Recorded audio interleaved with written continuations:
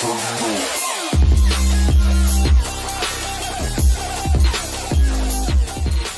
everybody, my name is Eric Hopkins and welcome to my YouTube channel. If you're finding me for the very first time, please click that like and subscribe button. And don't forget to hit the notification bell so you get all the notifications about when I put up new content right here on this channel. So last night I got a chance to go out and watch the new entry in the Fast Saga, Fast 9, starring Vin Diesel, Tyrese Gibson, Kurt Russell. You know, the whole crew is back for this film, with the exception of The Rock and Jason Statham. They weren't really in this film that much at all. But the rumors are that they're going to be in the next century, and we'll see what happens there. But I got a chance to go check out this film, and there's a lot of people talking about this film right now. I'm going to say as a non-spoiler here before I get into my spoilers here, because this is going to be mainly a spoiler review on the channel. I've decided to kind of go that route in the future here, but I'll always let you know a spoiler warning before I get into any spoilers. So if you've not seen the film yet, just let you know that I'm going to be getting to that here in a second. I thought my non-spoiler thoughts was pretty much, if you don't like the Fast and Furious already, you're not going to like this. If you do like the Fast and Furious films, you'll probably enjoy it for the most part, but there is one scene in particular, even I myself as a Fast and Furious fan did not really care for it. Thought they might have pushed the limits a little too far, but overall I think the film was pretty decent. So with that being said, let's get into the spoiler section of this video here, and I'm going to let you know all the stuff that happens in the movie after this warning.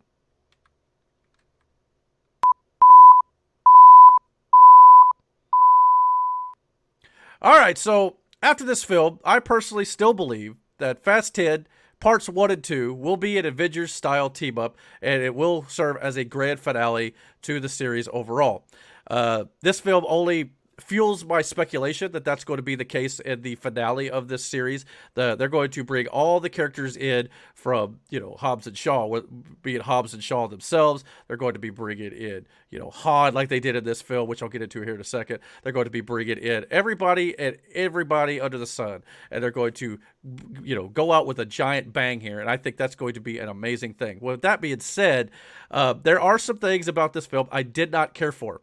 Besides the very, very obvious physics-defying stunts that make no real-life sense, and the fact that no one gets hurt doing these stunts, that's nothing new to this franchise, really, though, and I could deal with that. There's a lot of people who are online right now saying how ridiculous it is, but that's kind of been the way it is for the entire run here. It's part of the fun of the franchise at this point, with the exception of one instance in this film, and this is where I'm going to get into the thing I hated the most about this film. I absolutely hated the fact that they went into outer space. The outer space scene in which Tej and Roman go to space to take out a satellite, all while in a Pontiac Fiero with a rocket strapped to the back. This was awful. If it's the worst, most stupid thing Fast and Furious will do, I guess I could forgive it because it's really not that big of a part of the film. So it isn't as terrible as many people say it is, but it is so stupid. I mean, why they ever chose to do this is beyond me. Just to do it to be self-aware at how ridiculous the franchise is doesn't mean you should do it. It really wasn't necessary. As long as they don't try to top this with something else, I can live with it, because in the grand scheme of things, it's only a 5 to 10 minute sequence when you take out that part in particular, while everything else is going on around it. It's only a 5 to 10 minute sequence in a 10 film franchise that will easily span 20 plus hours when the series is over. So I could forgive it for just being that small fraction of the series, but it is so dumb. I can't believe they did it. I mean, I get it. The whole idea online was, where can they go? Where can they top themselves? Oh, they got to go to space.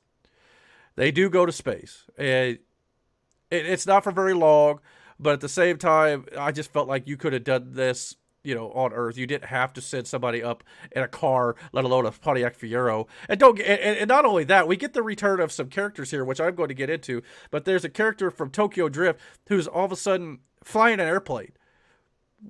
When did he learn how to fly an airplane? Because they had to put the Pontiac Fiero on the back of the airplane to get it up into the sky high enough so it could launch into orbit, right?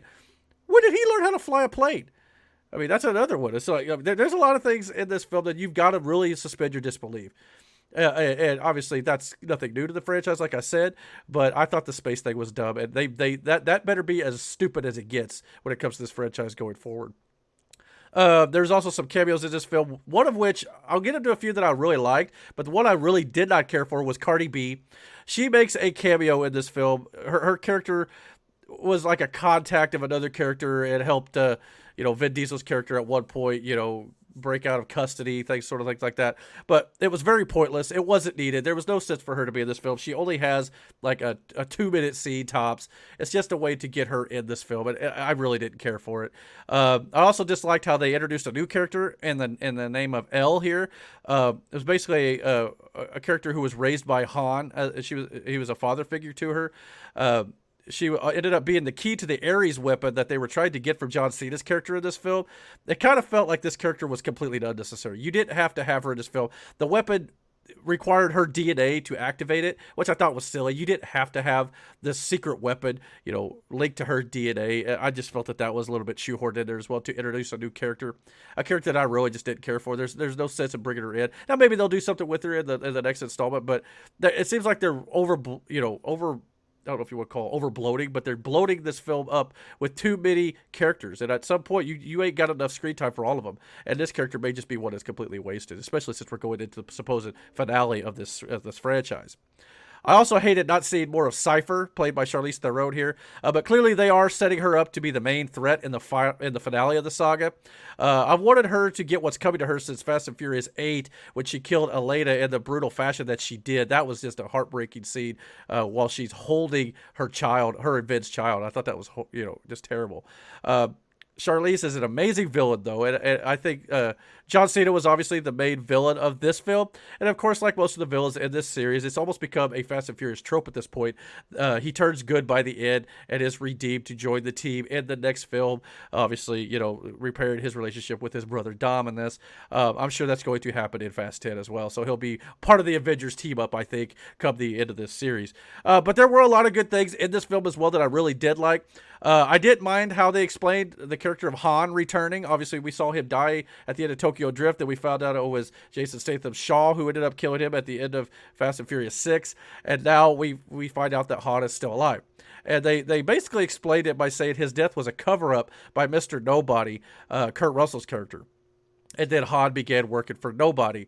If anybody could pull off that, cover-up, it would be Mr. Nobody. Obviously, he's is deep into the government and things like that, and so he's definitely able to do that.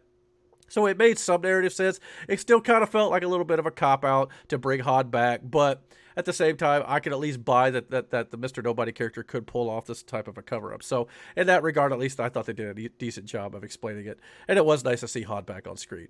I did like a few of the cameos I mentioned before, though. I liked the fact that they brought the two Spanish guys, Leo and Santos, from the earlier films back into this film a little bit, and of course the Tokyo Drift crew, especially Sean Boswell and Twinkie, played by Bow Wow, who doesn't go by that name anymore in the series. But of course, we also got to see Helen Mirren return as Jason Statham and Luke Evans' mother in the film, the Shaw mother here. And I thought she's great anytime she's on screen. She's a total badass, and hopefully we'll see her and hopefully both of the other Shaw brothers back in the next one.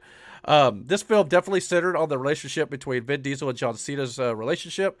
Thought that John Cena did a great job in the film, addressed why we haven't heard from him until now.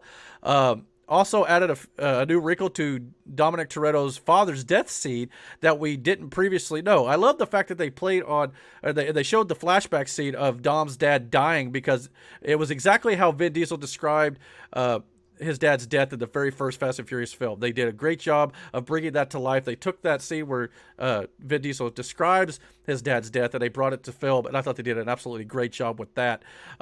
And of course, they also showed Dominic beating Kenny Linder, that was the guy's name, with a wrench, just like he described it in the first film. So I thought they did a great job of portraying that. It was a very nice touch, I thought, this far into the series.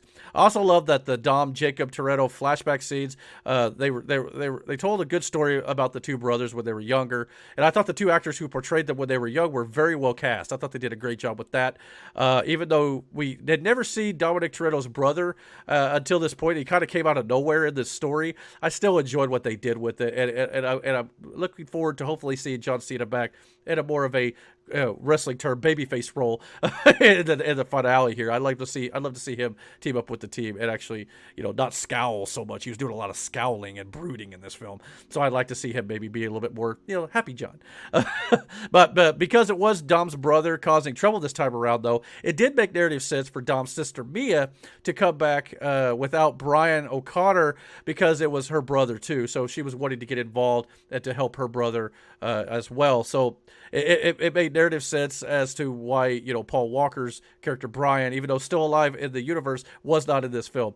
Paul Walker's Brian was said to be babysitting the kids, so it also made sense as to why he wasn't there and she was. So, also, the action in this film, obviously, if you go to see a Fast and Furious film, you want to see high-octane action, and magnets, minefields, and more are in this movie, and I thought they did a great job with those. There's obviously the outer space stuff I could have easily done without, but everything else, especially with the magnets and the minefield sequence, I thought was very well done, so I thoroughly enjoyed that. The swinging from the bridge thing, as we've seen in the trailers, I mean, you pretty much seen it if you've seen the trailer, but it's just kind of something they do. Obviously it's very, unrealistic. It's very not plausible. It's all the above, but it's ridiculous as all get out. But it's still a fun sequence to watch if you could just kind of check your brain at the door a little bit, which you have to do with these films. If you don't at this point, you're not going to like them at all.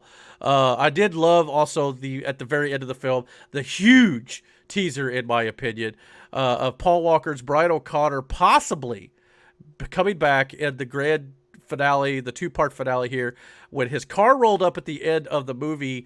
You never see him in the movie, but the indication is still there that he is around. His car pulls into the driveway as the family is having their barbecue. So maybe this is all they do with it. Perhaps this is the only time we're going to see a hint of Brian's character still being around.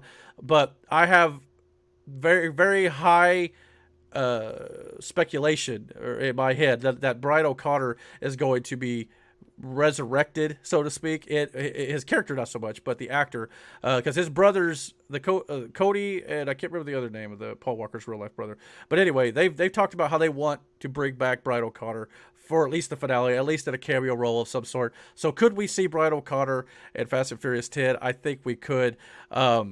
Via CGI, possibly, or will this be all they do? Just kind of say, hey, he's babysitting the kids, or hey, here he comes, he's going to show up, but then we never see his face. I feel that they really need at this point to bring back Brian at the end of this entire saga, because that's the only way to end it properly. Paul Walker's brothers have said they wanted to do it, so in my opinion, why not? It began with Dom and Brian, and I think this series should end with Dom and Brian. So we'll see what they do here. But, yeah, in my opinion, I think that if you're going to do Fast 10 and 10 Part 2, whatever you want to call it, just finish the Fast and Furious by wrapping up the Justice for Han story, because obviously, even though we got Han back, we still didn't get a whole lot of, resolution to him and Shaw. Obviously, there is a post-credit scene, and that's where we start to get a tease for possibly that. But Shaw still needs to atone for trying to kill Han, so we're going to have to see that resolution.